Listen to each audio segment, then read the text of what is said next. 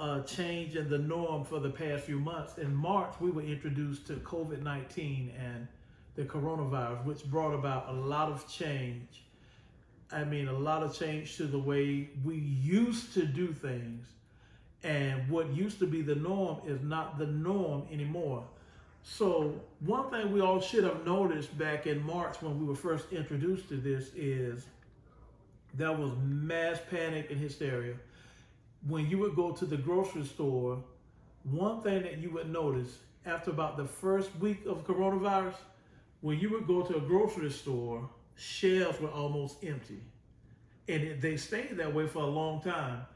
They started rationing out and proportioning out food, how much of this item you could buy. And with that, that should have been a sign to each and every last one of us.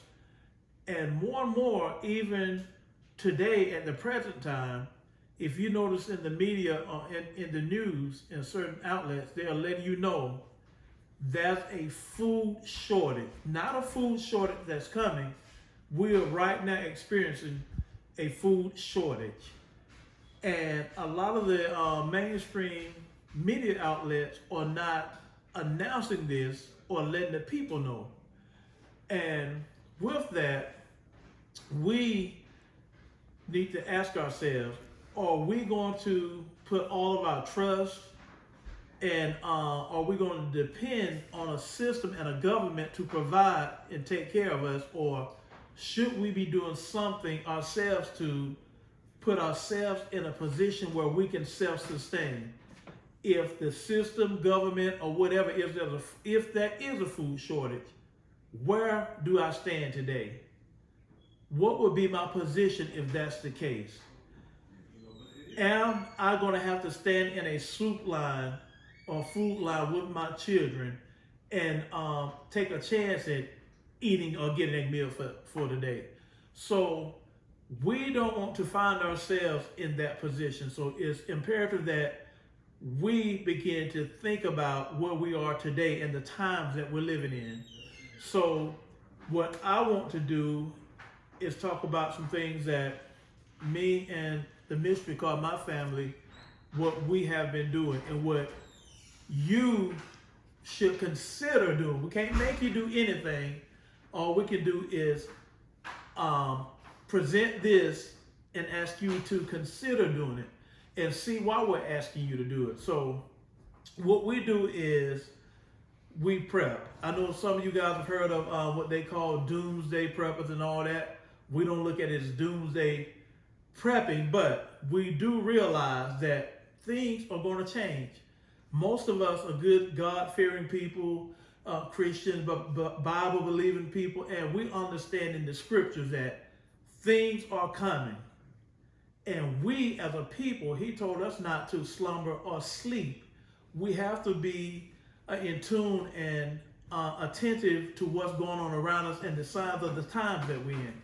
So I would like to discuss prepping and something you can do and what you should be doing. Now, when it comes to prepping, there are items you need. And especially if you have large families and stuff, the best thing to do is focus on things that would kind of be the staple of your nourishment or your survival. If these things would be like beans, peas, rice, things like that. Things that are going to be fulfilling. And of course, you have to have water, but we'll get to that later. So with that being said, I think you should always start off with the staple or the foundation of what you're trying to do. But with that, you need these items. In my hand here, this is what you call a Mylar bag. M-Y-L-A-R. You can get them on Amazon. You have certain stores you can buy them at, but you can't order them on Amazon. This is a Mylar bag. And be more specifically, this is probably a 5 mil Mylar bag. Normally ones you see will be 3 mil. But when you look for your Mylar bag, look for a 5 mil, 7 mil, or anything above 3 meal. Reason being, in a 3 meal Mylar bag, it's good for preserving your food. But herein lies the issue with that. When you eat, you want to be able to do more than just feel full. Your body requires certain nutrients that, what I'm trying to say, that helps you to stay healthy and to live. It's one thing to have a full stomach, but if you have a full stomach off of something that doesn't have any nutritional value, you're just killing yourself. So what happens with a 5 meal or 7 meal Mylar bag is, when you store your food in it, it doesn't lose its nutritional value, because the thicker the bag, it helps protect that. So you need your Mylar bag. Secondly, you need is what's called an oxygen absorber. On some bags, they would be called an oxygen indicator. What that means is, when you put whatever food you're storing inside the Mylar bag, the next thing you do is insert an oxygen absorber or indicator inside the bag. Now, depending on the size of the bag and what's in it, most times you can get away with a 300 cc oxygen indicator or absorber. But I feel like it's safe to go with 2 of those, or just buy the 500 cc oxygen indicator. So when you put that oxygen indicator in the bag after you put your food in, the next thing you want to do is come over here. This is your third item. This is called a heat sealer. What you do after you put your food down inside the Mylar bag, inserted your oxygen absorber or oxygen indicator, you bring that package and put it on the heat seal, and you seal the end of the bag. I didn't know y'all had that on. I'm sealing this empty bag. You seal the end of the bag. Now, we're going to go through those steps again. You've taken your Mylar bag, you've inserted the food you plan to preserve. Then you inserted your oxygen absorber or your indicator. Then you've gone to the heat seal and you sealed the bag. Now, what happens is, once, bring me one of those bags right here, please. One of the ones like with the sugar and all that stuff. Yes. Thank you. So, what you see is, now this is a bag of beans. You see this bag is very loose. Now, once you've done the 3 steps that we just went through, the bag starts out like this, loose, and you can feel the beans and stuff moving around. But the purpose of that oxygen absorber and indicator is, overnight, all of the oxygen and air should be out of the package that you put the oxygen absorber in.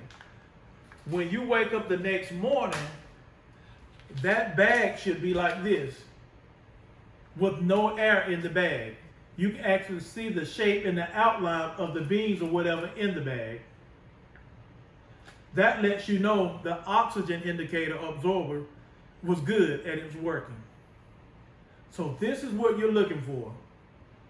And what you don't know is, because I haven't discussed it yet, now what you put in that bag, and when you wake up in the morning and it looks like this, you have given this bag of beans a 30-year plus shelf life. And this is why you want to do this, because you want to be able to preserve and set yourself up to be able to sustain. And I recommend, if you don't have a large group, because, you know, some people think you might be on some kind of conspiracy theory or some kind of something far-fetched and way out there, don't worry about that. If you don't have a large group, what I recommend is find maybe 3, 4, or 5 like-minded friends or people that you can trust, and you just work on doing it yourself. I'll tell you what you do is you come together, you make a plan. You say it's 5 of us. What we want to do, at least twice a month or once every 2 weeks, let's make a plan where each one of us will go maybe to Namde Moon or the farmer's market somewhere, and you can buy like, matter of fact, let me get over here.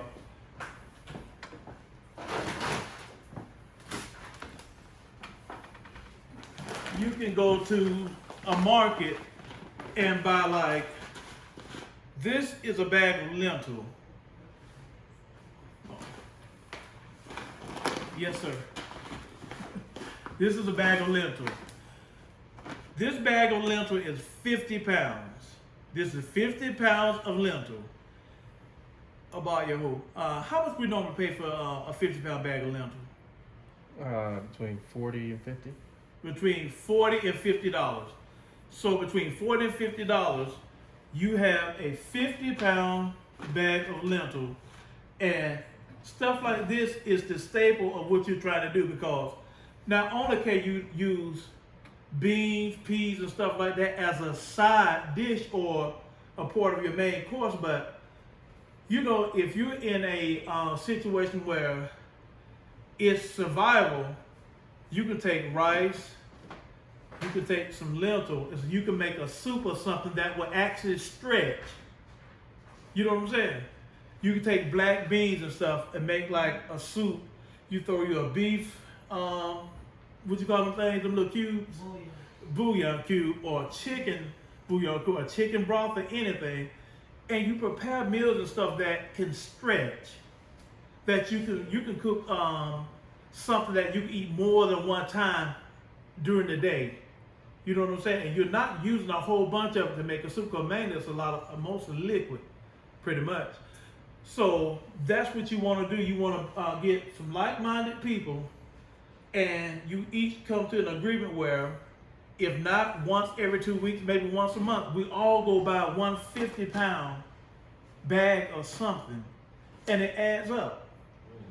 You're not sitting there stagnated, but you're actually doing something. You can talk about something all you want to, but it's better when you're actually doing. You might never do a whole lot at one time, but you're doing something. And so that's the main goal here. So with that, you also want to, which I do in another video, we'll do something, once we start canning and all that, we'll do something explaining how to preserve as far as canning. There's the one thing with canning, I know most of you see your grandparents or great-grandparents, how they used to have the jars. You got a can like your jam and stuff you make? Yeah.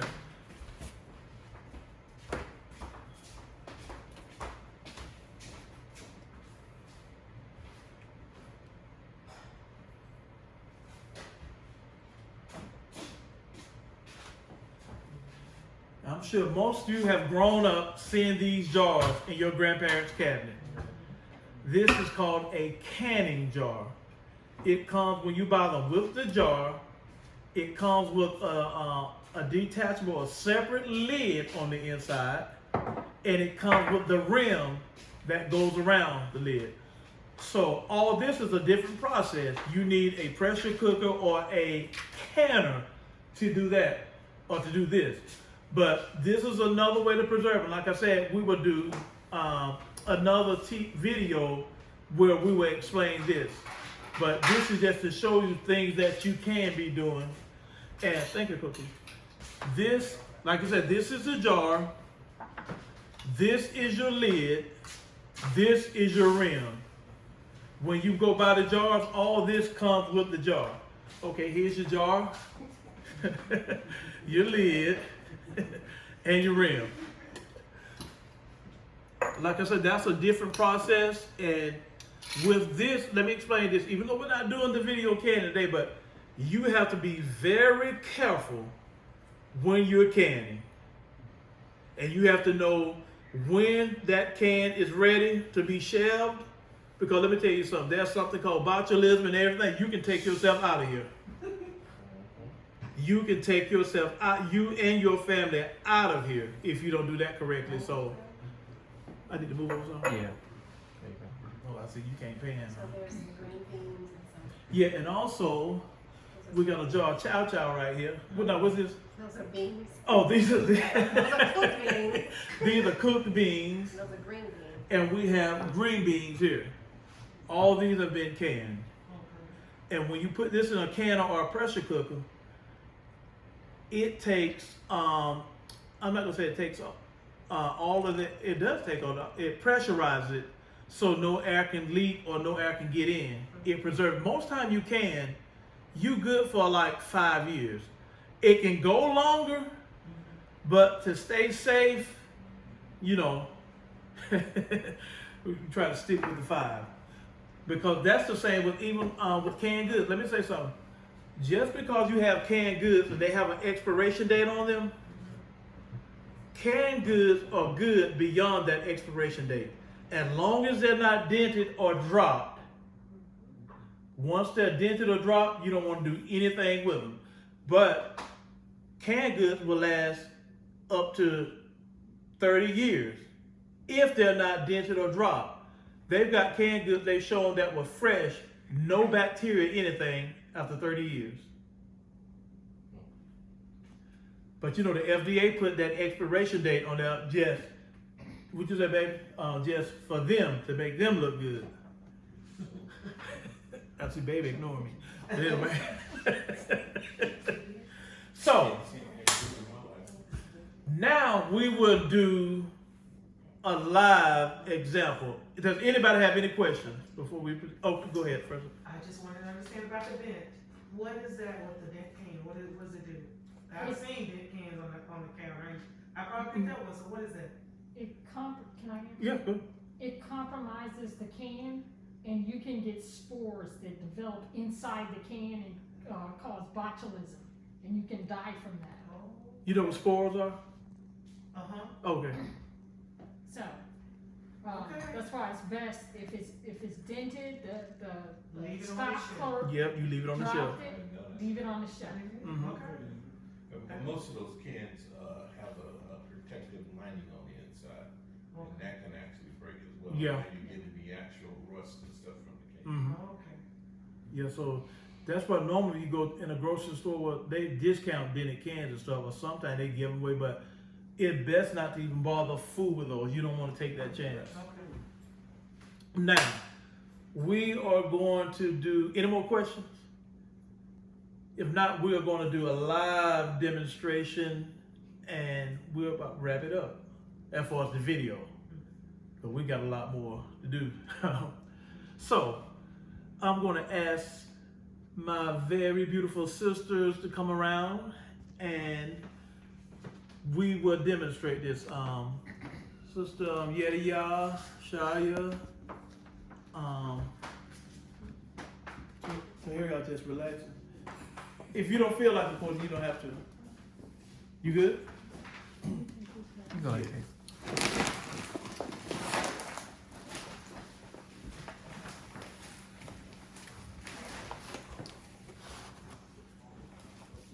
So they will be starting with the rice, right?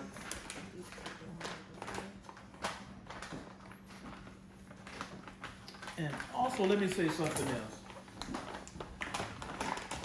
Once you open up a pack of oxygen indicators, remember, they're oxygen indicators. So what you want to do when you're not using them, when you get through packing, put these in a Mylar bag and seal it on the end. Because if you just leave it open and out, they will be no good when you go back to use them again. You want to put these back in another bag and seal that bag. And then one thing also, when you drop those things, you put one at the bottom and one at the on top. You don't put two at the bottom or two at the top. You put one Yeah, at the put bottom one at the bottom and put and one one at on the top. Okay. Yeah. The oxygen indicator. Yes. So we're gonna put one in the bag. Mm-hmm. So you see how she just dropped one in the bag? Mm-hmm. Now they're gonna do the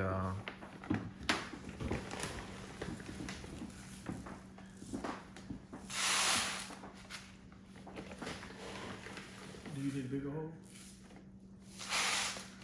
Oh, that's fine. No, that's fine.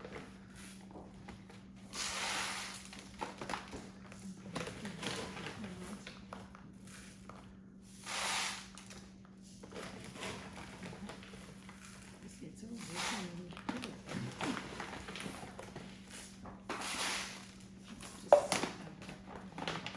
You probably can stand about 2 minutes. And something else I want to say too. On these Mylar bags, you gotta be. what you will see on most of them, There it is. you will see a cut on the edge. If we see it. The reason they put those on the edge is so when you seal the top, you can go back and tear it open right there. Okay. And once you tear it open right there, you can reuse Mylar bags. So don't throw them away. When they get empty, you just take that Mylar bag and you seal. Once you tear it up, you know the opening now goes down to here. Mm-hmm. So once you empty, then you go back, you seal right here. Okay. And some of them will have like the Ziploc, like, you know, those things like on Ziploc bags. Mm-hmm. They have those, so once you pull this open, Mm-hmm. you can seal it on the end with like the Ziploc trail. Yeah. So you got different kinds of Mylar bags, but any kind that you can get your hand on that is fine because they're kind of like sold out pretty much everywhere. So whatever you can get, get it. Okay.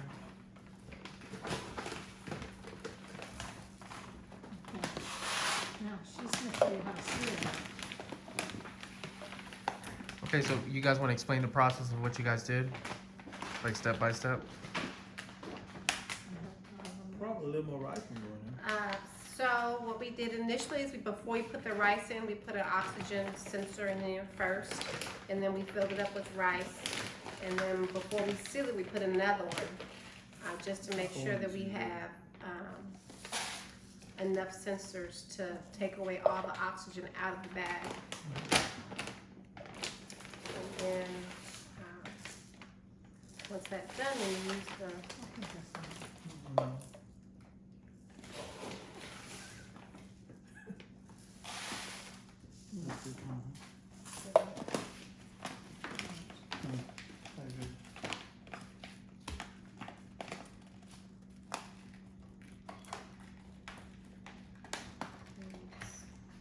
put it down between the little lever and You see that's ready to go. press down. And so what happens is this vibrates and a light comes on. And when it stops vibrating and the light goes off, that lets you know it's been sealed. But what I like to do, I like to at least go twice. Because you don't want any leaks in the bag. Okay.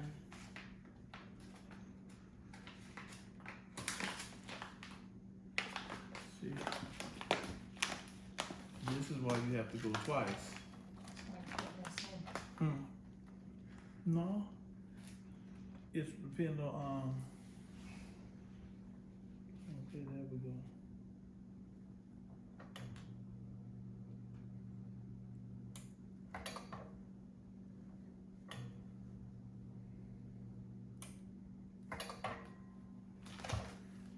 And that's a good seal all the way across. So now I thought it was a good seal all the way across.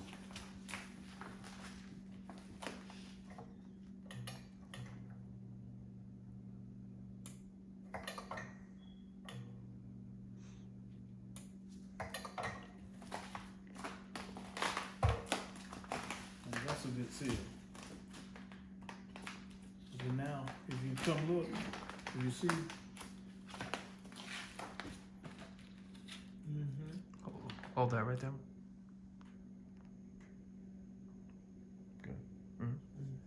because you don't want any leaks in the bag. So it's okay to go back and do it again, just to make sure. Oh, yes. Okay. I just wanna add a side note. This seal at a point, will need to be replaced. So in preserving your seal, I would just recommend, you don't have to go as high in the bag, just go a little lower. A half a cup of rice less is not gonna starve anybody. That way you can have a little more room to seal that. Okay, My wife is something else, y'all. that's why you got one. It's called a help me. And I forgot something. After you do this, or before you do this, always write what item is in your bag and write the month and the day on that bag and the year, the month, day, and the year. Okay. So this is rice, white rice. These women on the roll. Huh? Let me put white on this bag. White. White rice. What's today's date? It's 12? 9/12.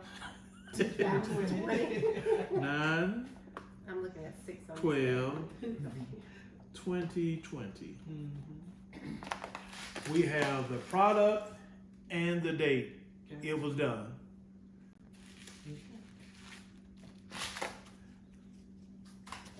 So that's it for. Oh, go ahead. Are those machines expensive? These run like $50. huh? $50. $50. $49. And this side right here runs like $30-something. And we got some more kind. They like the clam shells, you know, the long thing clamped down on the bag. You hold it back like this. Those were like 100, right? Yeah.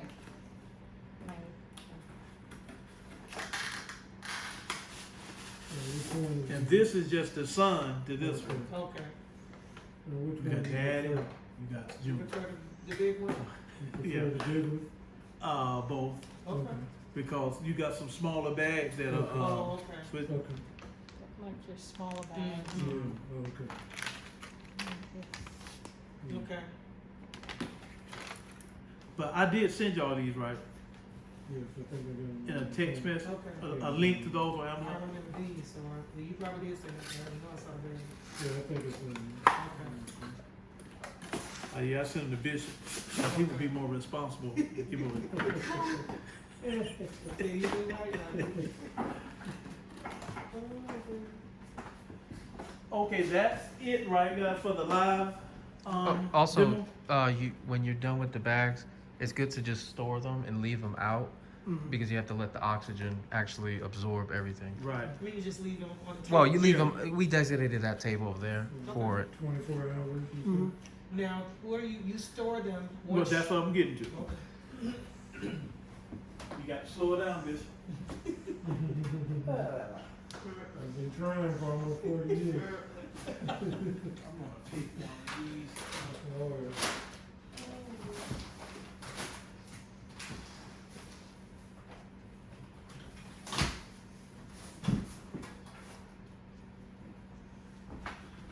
Now, good thing it was strong. Once you do the Mylar bags and all, of course now we just got this hanging over the top like this because we store them in actual larger containers. So what you want to do is go to Home Depot or somewhere and get what they call, these are food grade storable containers. They're 5 gallons. They run like $3 a piece. Whenever you go to Home Depot, you see them stacked at the end of every aisle. And so what you do is, after you have done your Mylar bags and all, heat seal them and everything, and hold that one up, Coach Heath. Yeah. Once it's like this, what you want to do, have your container like this and store them in containers like this. What this does, wherever you store them, and they should be stored in a cool, dry place. Thank you, Lord. You store them in these, and you put the lid on, and you take them to the area wherever you're going to store and keep them at. What this does is keep squirrels, rats, or any kind of rodents from getting to your food. They can't get in this, and they can't eat through this.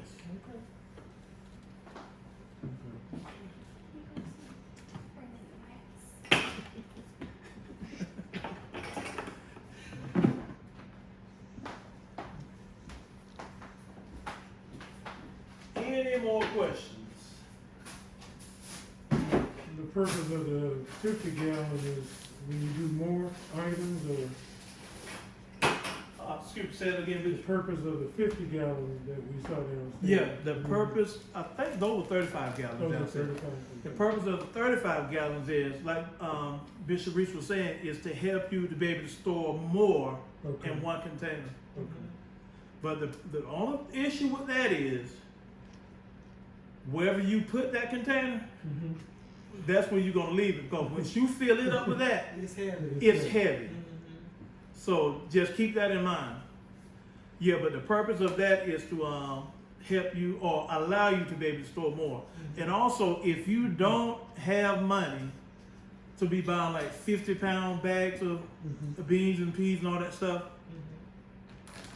children, don't just go to the grocery store and walk past stuff like this. It's still something. So get it. Because a lot of times, we go to the market and stuff to get that, and they're sold out. Okay.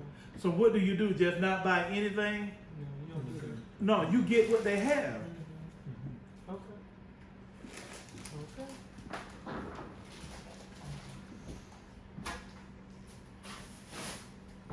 And that's about it. Coach, you got anything I may have forgotten you want to interject? You, Terry? But, Nope, good. and I think I about covered everything.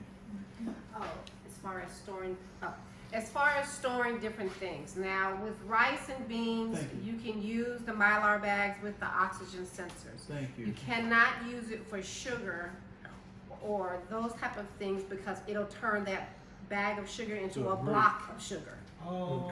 So certain foods require oxygen sensors and some do not. But your rice and your beans are always gonna use your oxygen sensor. Your flour, it doesn't really matter if you put it in there or not. The fact of the matter is because there's no oxygen in there, so weevils can't grow. Okay. Right. So, just repeating what she said. You can put your sugar, your flour, and all that kind of stuff in the Mylar bag, but do not put an oxygen absorber or oxygen sensor in the bag with that. Gotcha. Okay. Or it's gonna turn it into a brick or a block. Okay. That's what sugars and flours and stuff like that. Gotcha. That's good.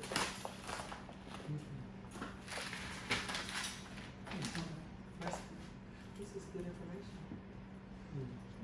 We miss anything? Okay, so that's going to wrap up the video, and I just want to reiterate again, just do your best to do what you can for you and your loved ones. Buy as much as you can and preserve as much as you can, so you can be in a position where you can eat and have nourishment when there is none, pretty much. And not only that, we're going to do another video because even with this, you don't want bland food. You can get a bag of seasoned protein. Okay then. I think this is a bag of oregano. How much? What size? Is 20 pounds? It's on the front, I think maybe about 7 pounds, 8 pounds.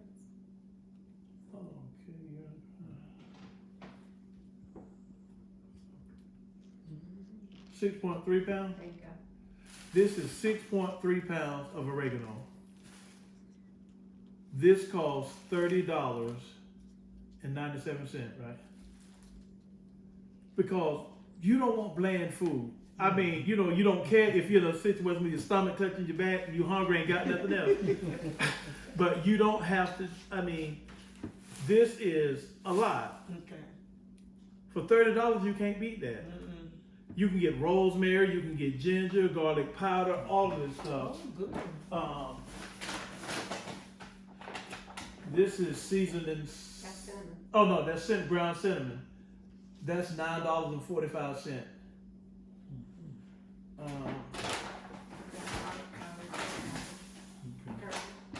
This is curry powder. So you don't seal up, what are you doing with those? Oh, we're gonna seal them. This is just the bag we buy them, but they're gonna be sealed as well. They're gonna be sensor sealed or just?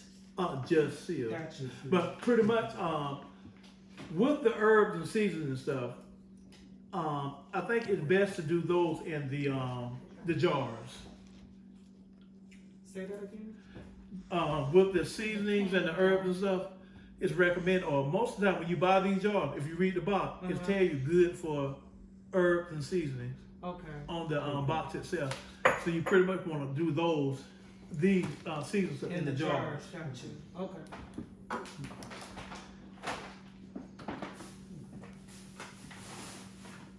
And so with all the seasons and stuff like that, you can go to the DeKalb Farmers Market. They have all of this stuff. You just have to know where to go because it's behind everything where they store everything in the back of the farmers Can I market. let you go back there? Yeah, you can go back. Most people don't even go back there, but you can. Okay. Behind the alcohol. Okay. And that's where your 50-pound bags and all that stuff is located. Okay. But the 50-pound bags of rice or 25-pound bags of rice, all that stuff is on the aisle out where the other grocery is. Okay. So if that's it, we're gonna wrap up the video. Thank you very much for your time.